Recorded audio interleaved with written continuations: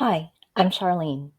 I want to make this video about grief emergencies, particularly for entrepreneurs and business owners. I'm hearing this happening quite a bit recently, and I do think that if you're an entrepreneur, if you're a business owner, especially if you're an online business owner, but any kind of business, you have a whole other set of responsibilities on your plate. So when you experience a significant loss, especially the death of a loved one, suddenly all these other tasks and all this other kind of load, both a mental load and an emotional load, as well as a load of items that are suddenly on your to-do list, it's being added on to your already probably pretty full plate. So sometimes I say, you don't need another casserole. You don't need people bringing you more food, which is really nice. That's how people tend to respond when they want to support someone who is grieving, that they bring food. But you don't need another casserole. You need to figure out how to make payroll, or you need to figure out how you're going to handle your responsibilities to current clients, potential clients, or collaborators. You might be launching, you might be doing an event, you might have a physical location that you need to figure out how to staff. So there's a lot at stake. When you're dealing with a significant loss, the last thing you want to think about is what you could also lose, right? But there is a lot at stake. There is revenue, of course. There's reputation. There are relationships, both personal and professional, that may be damaged because loss and grief, it is a lot to handle. And not to mention your own health. So often I see this. If you're the kind of person who is used to doing a lot, being really competent, getting a lot done, I often see with clients who are in this position, because a lot of the people I work with are entrepreneurs, that they put on their competent hat, they do the things, they take care of other people, and then they don't take care of their own grief. They don't take the time to grieve, and their own health suffers. So I don't want that for you. I want to share with you 5 things that I want you to know as you're experiencing a grief emergency. 1, let's define grief and grieving, because this is often misunderstood. Grief can be defined as the natural response to losing anything that you are attached to. So anything that you're attached to, which can be a person, it can be a place, it can be a project, it can be a pet. So anything that you're attached to. And when I talk about losing a person, yes, you're attached to the person and you're attached to everything that person represents or is in your life. So that might be a sense of security, a sense of safety, right? A role and identity. So losing one thing is not just one thing. There's often this kind of ripple effect of loss. So grief is the natural response to losing anything or anyone you are attached to. And it's a natural response. So that's important too. That's just what happens.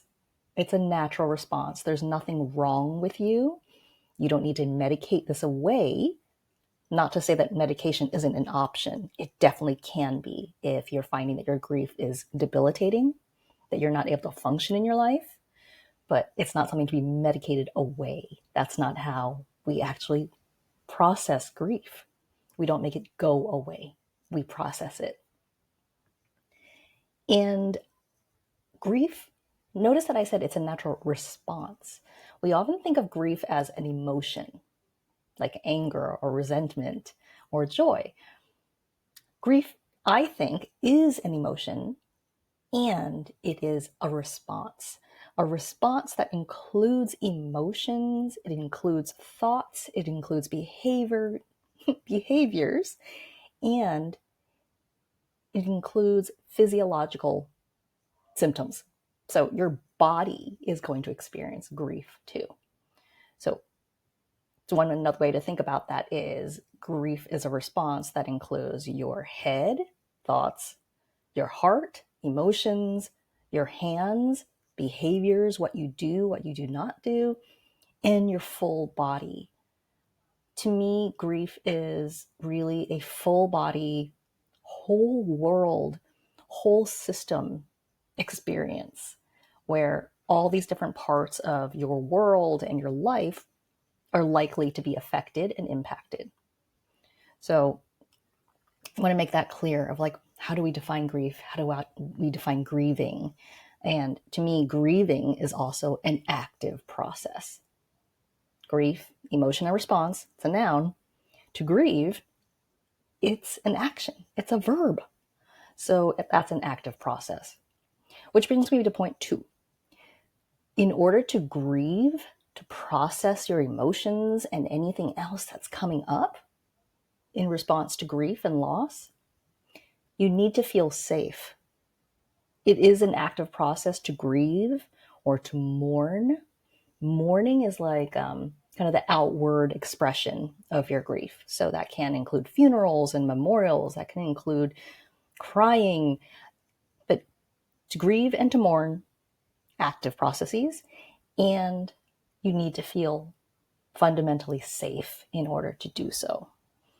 So just like we talk about how animals, when they are in fight or flight, when they're just trying to survive, their bodies shut down essential processes that they had now deemed non-essential. So for instance, your digestion might slow down.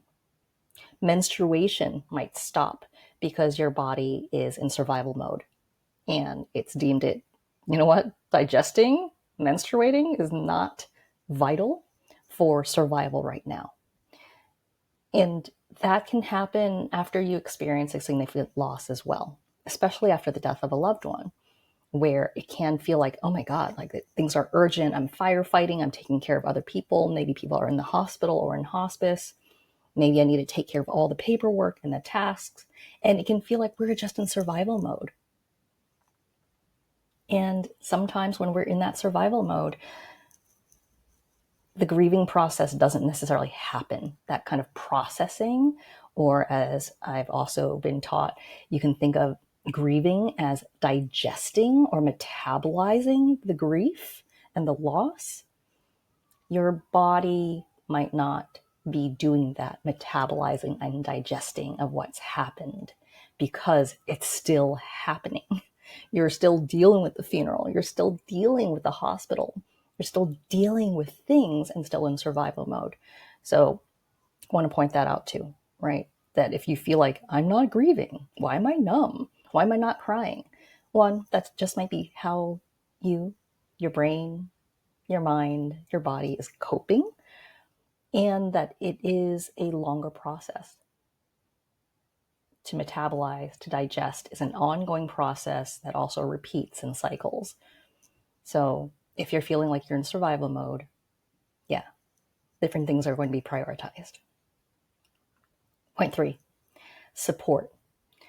Assemble a support team. Grief, loss, grieving, all the emotional and practical tasks and the aftermath of this kind of loss, it's a lot to handle. So you want to assemble a support team. And with that team, you want to evaluate, what do you need now? Again, like in this early part, in this emergency part, what feels urgent, and what will you need later?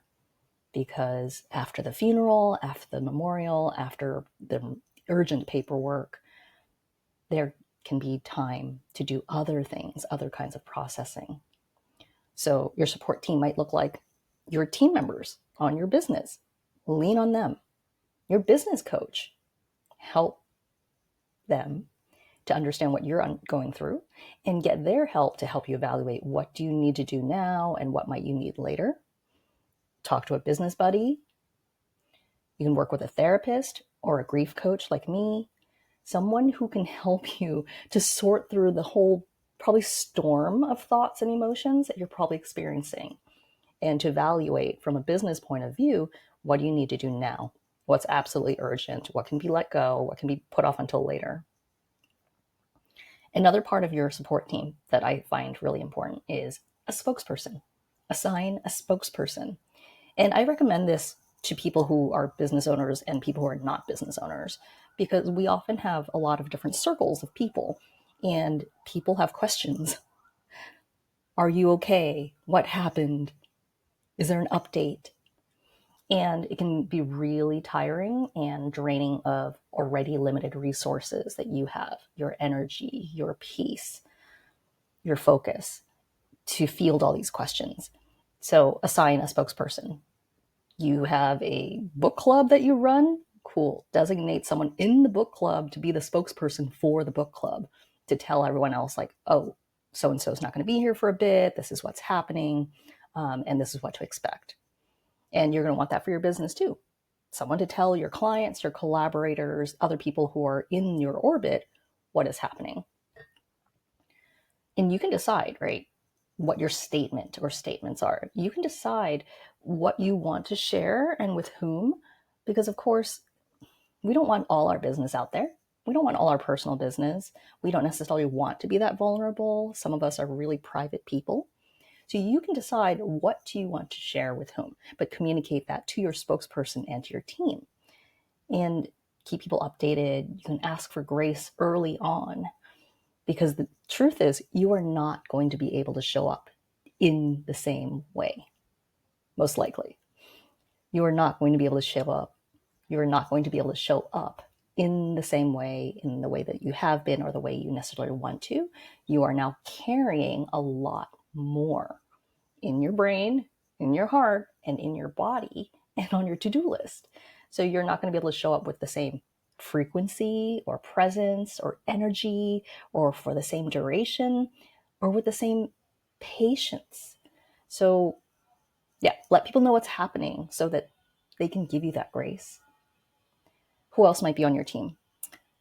Whatever business buddies, right? Who's in your network? If you are an online business owner, if you have memberships, if you have kind of group coaching, are there people who can guest coach for you or guest teach for you, who can take your place if you're, slated to do an event or a talk?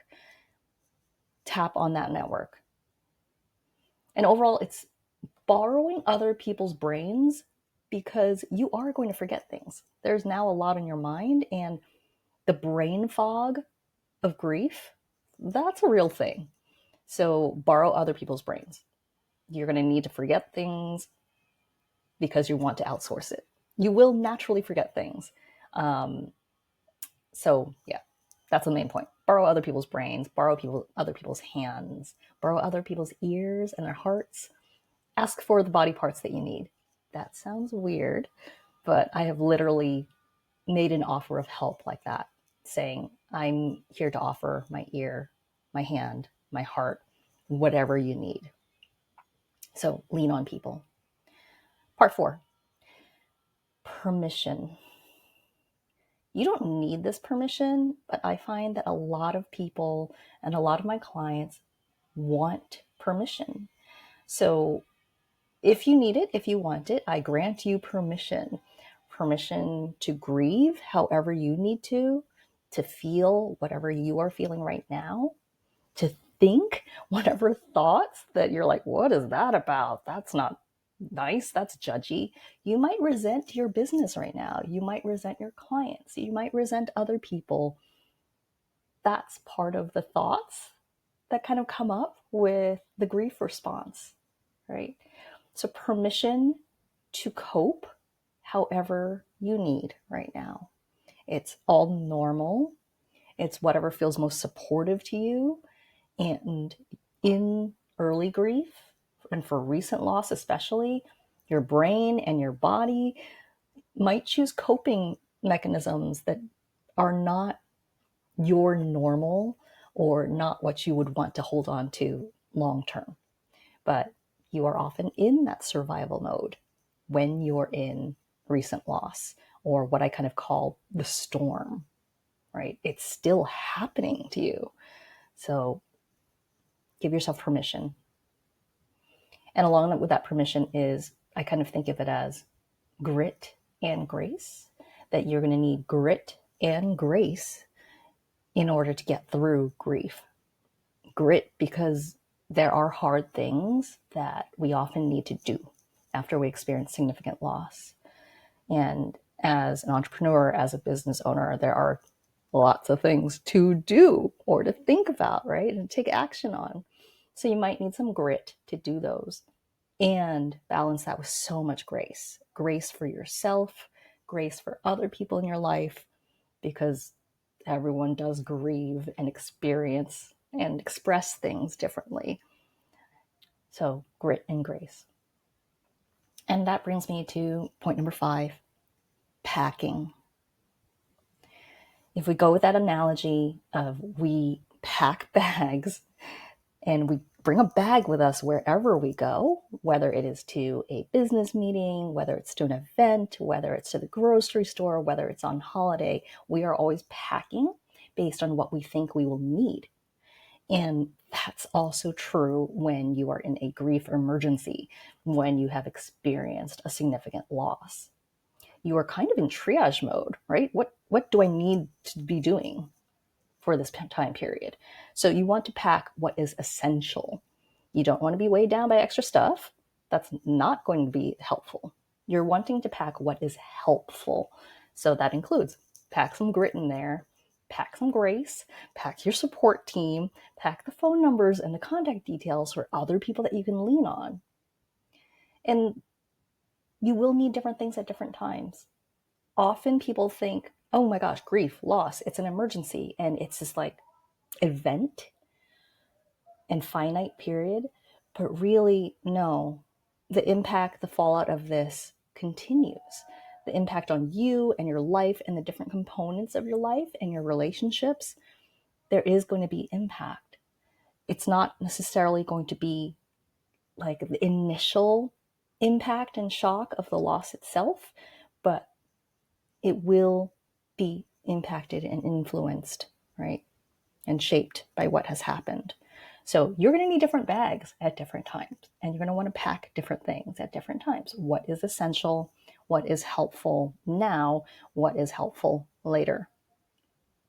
And with that bag analogy, you are carrying more now.